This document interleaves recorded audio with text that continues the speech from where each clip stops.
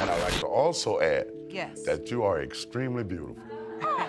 Well, thank you very much. I will not take that as testimony, but I will take it as fact. No, just teasing. Just teasing. Please proceed. Next you know, we're going to police like, freeze. Get out the car. I'm like, really? You came to pick me up in the stolen car?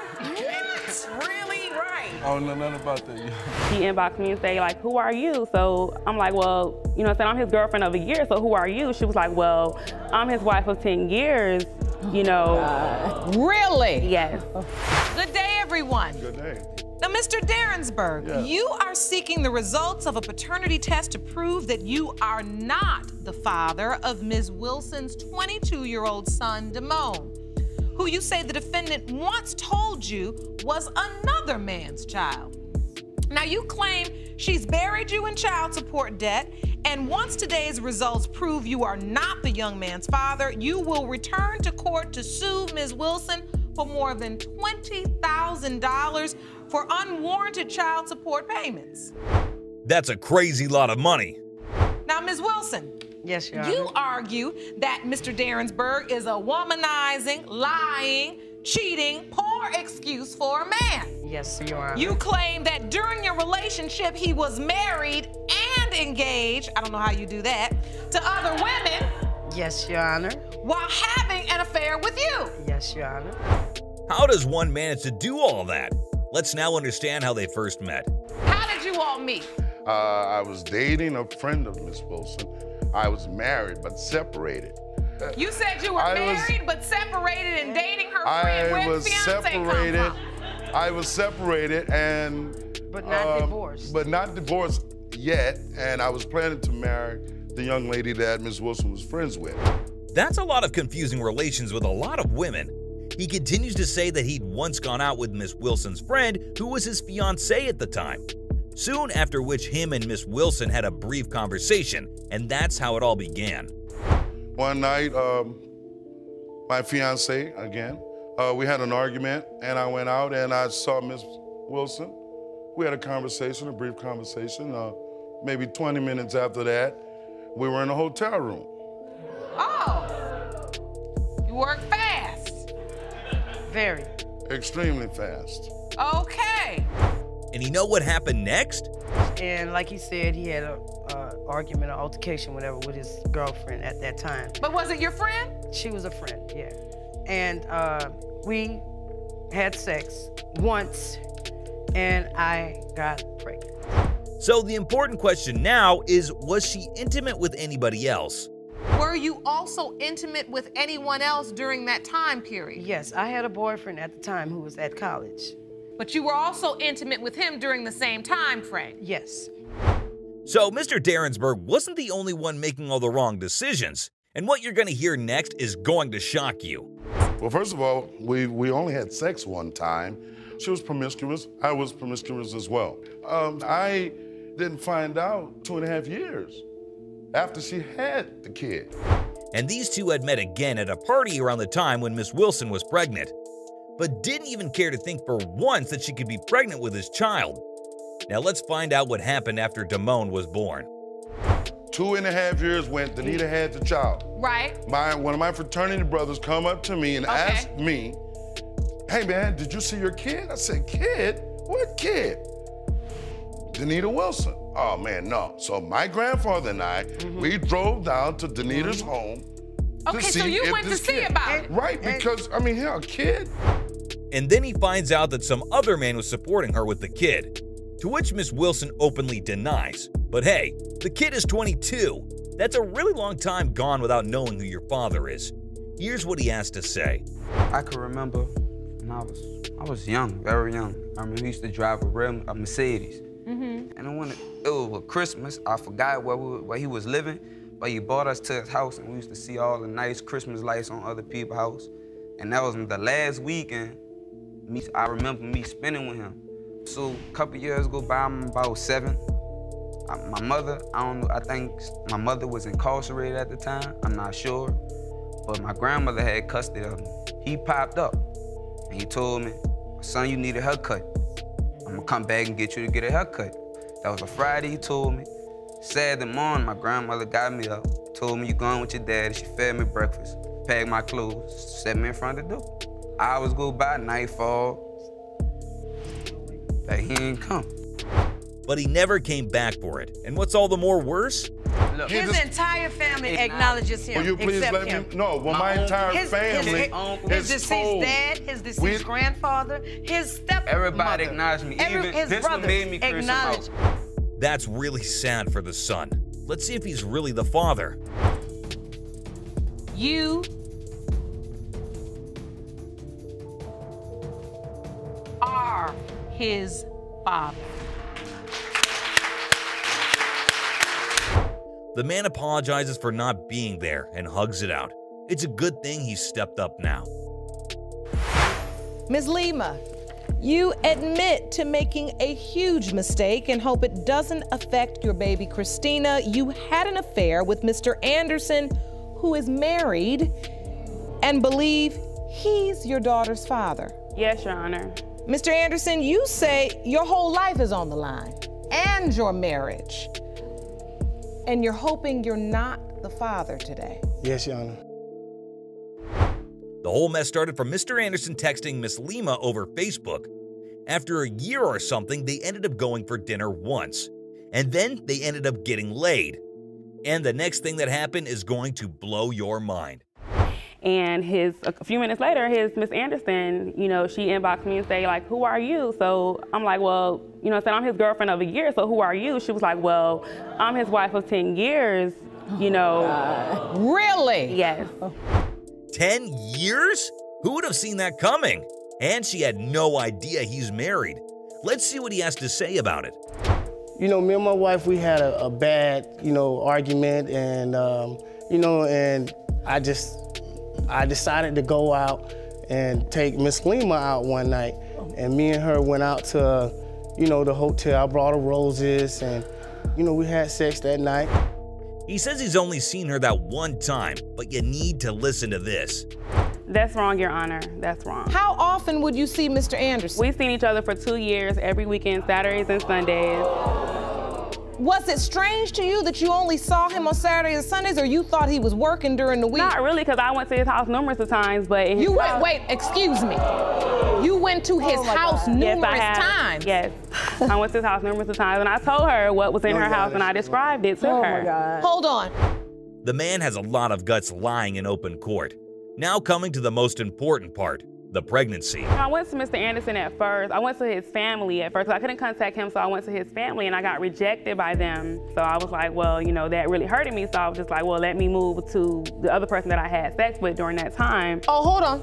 Let me understand this. So you did sleep with another man during the window of conception during that time? Correct. And you were sleeping with both men without protection? Correct. And she met this man again later when she was already 4 months pregnant. But let's hear it from the wife who's just finding out the whole truth. Please explain.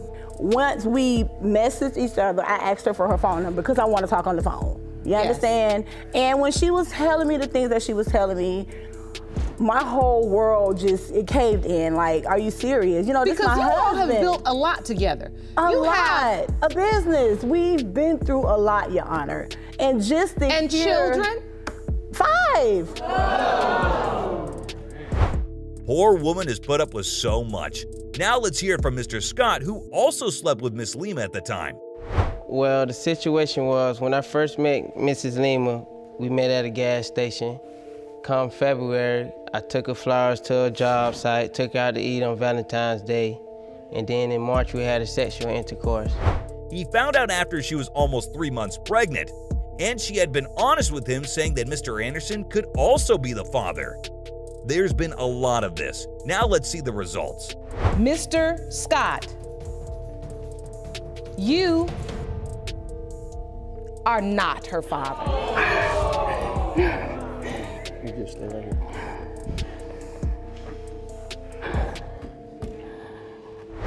So we know what this hints at. Mr. Anderson. Yes, Your Honor. You are not her father.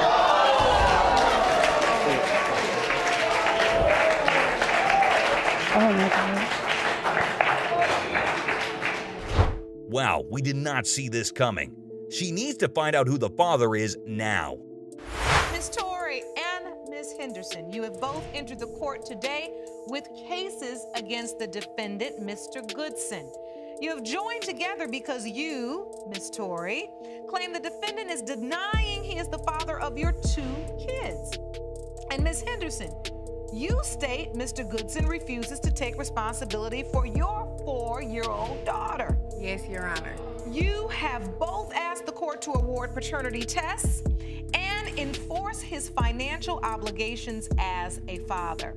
Now, Mr. Goodson, you claim Ms. Torrey has admitted that she cheated on you in the past, and she is also not confident that you are the children's biological father. Yes. Although you are actually hoping the test proves that you are. Yes. Okay. Additionally, you state Ms. Henderson slept with you and your cousin in the same time frame, and therefore you can't be sure which was a lie. Her daughter is yours. This is one of the most complex cases ever. Let's see what Ms. Henderson has to say. My story is that I went on a chat line one day, and I met his cousin on the chat line. And he know that so far, when we met on the chat line, I was just looking for friends, someone to hang out with on, you know, a regular basis and smoke and drink. So one day he came. After that, they all had their own share of fun. He dropped her home, and it all started from there. He texted her saying, "I think you cute." I'm like, "Okay, that's what's up. That's what's up, man." We just got to talking. Then next thing you know, he like, "Shoot, baby, can I come see you?" I'm like, "Yeah, you can come see me. What's up?" So he came to see me in the Stolo, which they call down in St. Louis. It's a stolen car. So he come picks me up in the Stolo. And I'm getting dressed or whatnot, and I'm looking out the window. He like, "Yeah, boo, I'm outside." Next thing you know, here come the police like, "Freeze, get out the car." I'm like, "Really? You came to pick me up in the stolen car?" What? Really? Right. I don't know nothing about that. That pretty much sounds like a movie scene. Miss Torrey responds to it saying she's also heard from his mother that he'd stolen her car to come and see Miss Torrey. This story is leading in the wrong direction. Became involved sexually. And sexually, after he got out of jail from stealing the car, he called me. He called me like, "Can I come see you or whatnot?" And I'm like, "Yeah." He came to see me again, but this time it was with his Caucasian homeboy and his son. And so I hopped in the van with them. We went to their house. Did you check the registration? No. I didn't check the registration. And soon after, they ended up together, and this went on for a year. Unprotected sex for a year before we broke up. When we broke up, the only reason we broke up is because he called me on the phone saying he getting some sex from some other female in the background. He called to tell me. I'm like, "Really? Like I'm supposed to just sit here and listen to it?" Did you call her to tell her this? No, Your Honor. I didn't even know me and her was supposed to be together. You know what I'm saying? Oh, you thought y'all were just kicking it like friends? Yeah, you know, so like she You said, gonna we have just unprotected sex with me. And then call you that I don't get pregnant for a year. But there's more. I'm pregnant, then it might be his because at the time that I was with my boyfriend, I was messing around with him. Keyword, boyfriend. I wasn't even around. You was around. You always around. You just was over my house last month. So, Mr. Goodson, do you believe you're the father of this child? I mean, it possibly can be. And her boyfriend was not Mr. Goodson's cousin. So what really was her relation with the cousin? Now, Mr. Thomas, we need to understand, what was your relationship with Ms. Henderson? It's just like a friendship, one-night thing, you know how it be, some night. Oh, my gosh. I'm gonna need you to repeat that. I said it just a little louder. It's like a one-night thing, you know how it be. Some nights you might get drunk, be with somebody, might turn you on, just happen. Right. Okay, so it was a one-night stand. That was a lot. Let's now hear Miss Torrey's story. I met him through my cousin because she was dating one of his people. And he said he was looking for somebody to talk to. And basically, I was like at a locked up facility where I could only come out on weekends. And we ended up having sex one of them weekends. And ever since I had my son, he been denying him. But here's what Mr. Goodson had to say. I mean, she'll go cheat, like she'll go mess around with somebody. Have sex with someone. Have sex with someone, and then she. Oh, is that what whatever is? Yes. Oh, okay, okay. Now comes the important part. So one day I got in her phone one day, I called this dude in her phone, and then the dude answered the phone, he was like, we had changed some words with each other. And then he was like, yeah, this my son. That's why he was like, this my son. Okay, watch your language. I'm sorry. He like, yeah, this my son. So that was kind of really what made me wonder about her. Like, she says she's never cheated on him and that in fact, she's even gotten his name tattooed on her body. He's gotten a tattoo for her too. Here's when Miss Henderson says that around the same time, he was even messing with her. Let's now see the results for all 3 babies. In the case of Tory v. Goodson, when it comes to 2-year-old Charles III, Mr. Goodson, you are the father. I knew that. I knew that any damn way.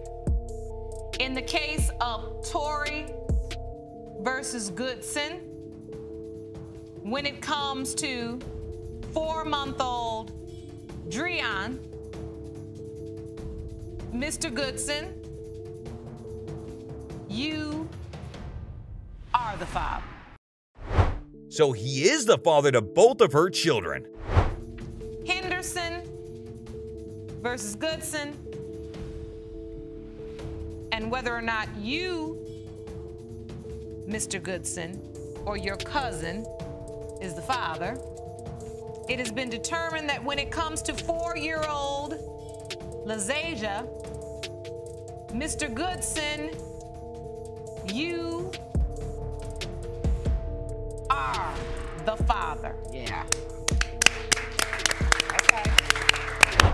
So he's the father to all the children. Maybe he'd learn how to be one.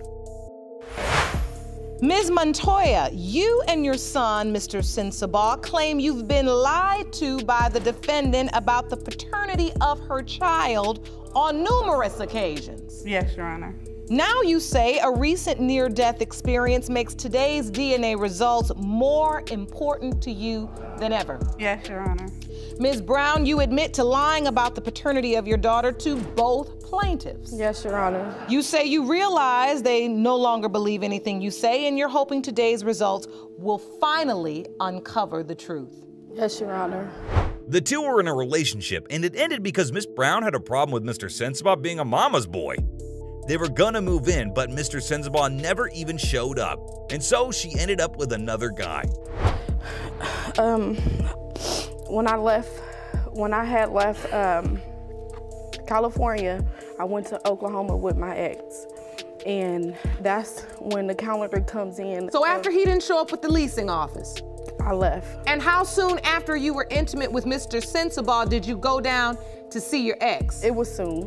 It was soon. Mm-hmm. Let's see some evidence now. In green are the days you were intimate with Mr. Sensabaugh. Yes, ma'am. In red is outlined the dates you were traveling, and then in blue indicates which days you were intimate with your ex. Yes, Your Honor. Which is potential father number 2. So she ended up telling him that he's possibly the father, and he believed it immediately. But since these two were residing in different places, she wouldn't let him have the child. But there's more. My son has had 2 different separate near-death experiences. He has. So does he have to die for the truth to come out? What happened? He's been shot. And that's the lifestyle that I didn't want to let my daughter leave with. You was messing with him at the time of his lifestyle. It don't matter. My kids was nowhere involved, unattended with this man. Well, Your Honor, I almost lost my life. I got shot 6 times. I got shot in the head, in the arm, in the back, in the butt. I got shot. So after that, it made me think, like, what if the baby was mine? Like, what if that's my baby? You woke up thinking about Malaya? Yes. Wow, this man has been shot so many times. Let's see some evidence from Miss Montoya. Okay. The timeline of lies is week 1. I purchased the DNA test, to which she agreed to take. I honestly believed that she would go forth with doing it, and there wouldn't be no problems. But I ended up waiting 8 weeks, 2 months for her to send it in. And the whole 2 months, she said, I sent it. Ms. Brown, had you done the swab? Had you sent the DNA I did the sample swab. in? I did, and it sat for a minute because I didn't want to send it in right away. Like, really didn't want to know the truth. But that is unfair to the child. So week 10, finally she sends in the DNA sample. Week 11, the results came in. I got an email in the middle of the night. And what did the results say? That there was 0 probability of paternity. 0? 0. And there's more. But then what happens on week 14? Week 14, I get told by my son that she said she lied and that she swapped one of her other kids on purpose so that he wouldn't be the father. Wait a minute.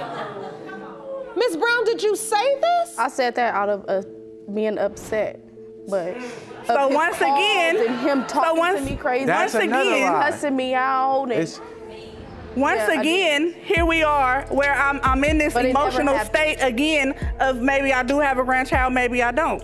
At the end of the day, my son got shot once.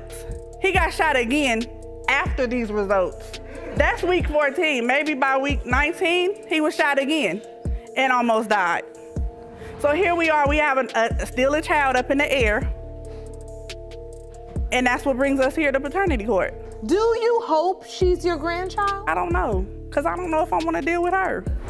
That's just too many lies. Who even gets somebody's hopes up and crushes it like this? Let's now see the results. Mr. Sensabaugh, you are not her father.